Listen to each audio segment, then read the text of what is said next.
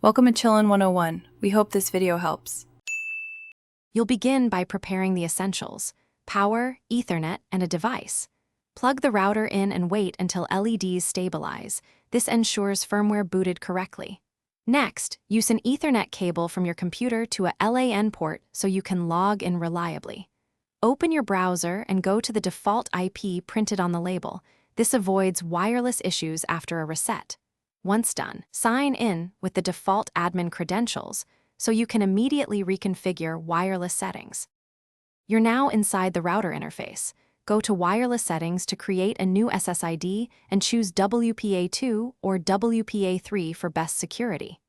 Enter a strong passphrase and save. This is how devices will reconnect. While there, change the admin password so others can't reset your router, and if firmware updates are available, apply them to fix bugs and improve stability. Finally, set the radio channel to auto or manually pick the least congested channel to reduce interference. Once settings are saved, disconnect the Ethernet cable and join the new SSID from your device using the passphrase you created. Test websites to confirm connectivity. If you don't get internet, power cycle the modem first, wait 2 minutes, then reboot the router. This sequence restores the WAN handshake.